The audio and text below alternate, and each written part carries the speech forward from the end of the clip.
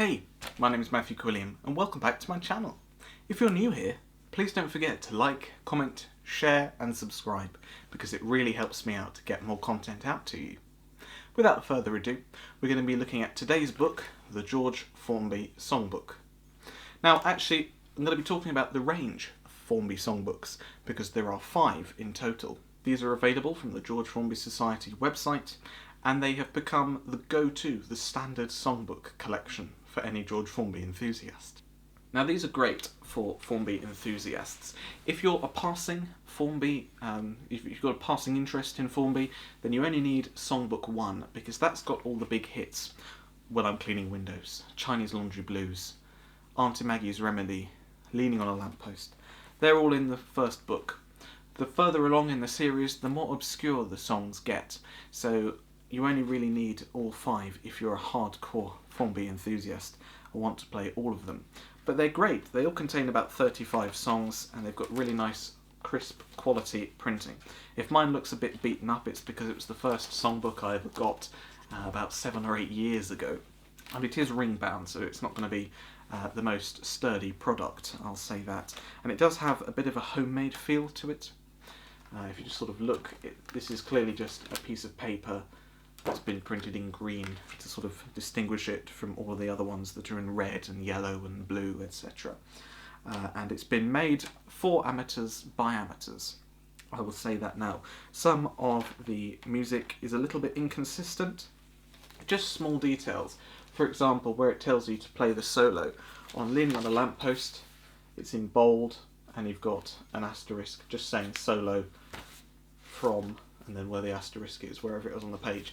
You turn over though, and then it's like solo from asterisk 1 to the double asterisk, and it's not in bold. And I know it seems like a really insignificant thing, but that's just an example. Almost every page is slightly different, and so it's either been done by several people or some person sort of in a hurry or doing it over a long period of time and being a bit inconsistent and forgetting what sort of formatting style that they're using. Another inconsistency, this song has 2 solos which are listed as solo and final solo.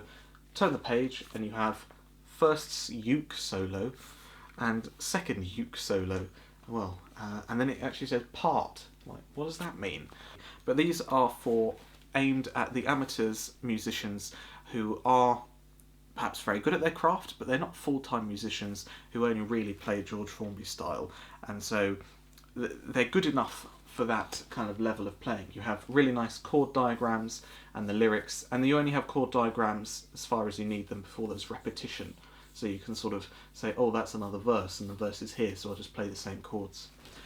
Something I really like about these songbooks, though, that differs from many other publications of George Formby music, is that they've been made suitable to play in any key.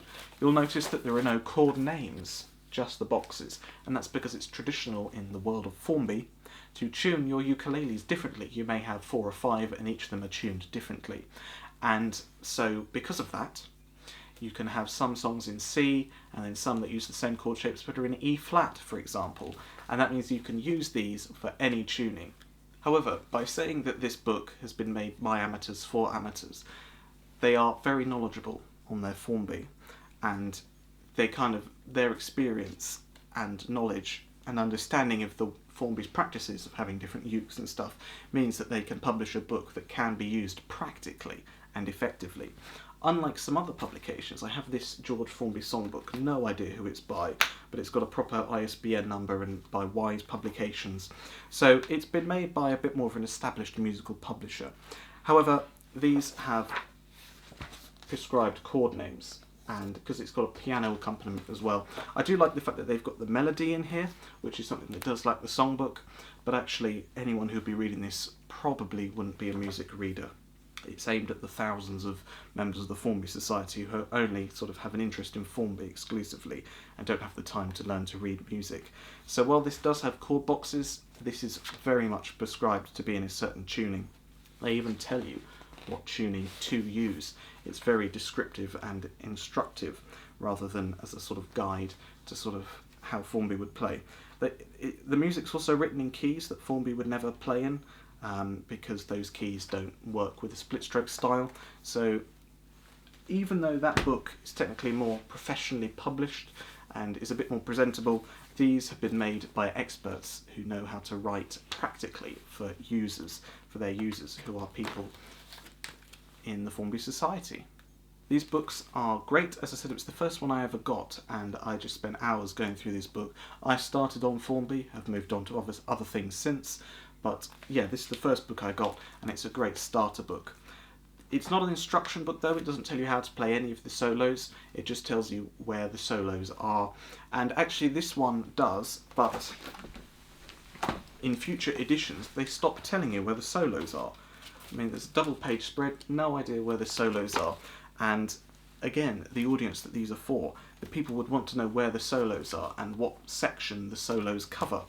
And so I think that lack of instruction is a bit of a misstep in the later volumes of this series, which I think is a bit strange really.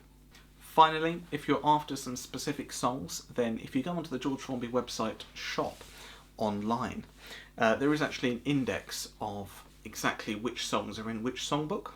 So if you're after a specific song, for example, the reason I have 1 and 3, well, 1's got all the hits in, and then 3 has my favourite song, She's Got 2 of Everything. That was the only song that I bought the book for, which is a bit odd, but I used this directory to find that song in that book, so I didn't have to buy all of them and then look through them. So if you are after a specific song or section, go on the shop website and it'll tell you which hits are in which book, which is a really useful feature actually. So there we are, that's my review of the George Formby Songbook collection. If you'd like to see more content like this, then I do actually have a lot of Formby stuff on my channel already, including a half-hour tutorial on how to construct George Formby solos, which is something that I haven't seen on YouTube at all. It's not an instructional thing on how to play the techniques, it's how to put them together and create a narrative in a solo. So there's going to be a link to that at the end of this video. I've also done a few more book reviews of other ukulele material, so you can check that out as well. And I'll be doing lots more in the future too. So make sure you're subscribed so you don't miss out on all that content. Thank you very much. Take care. Bye.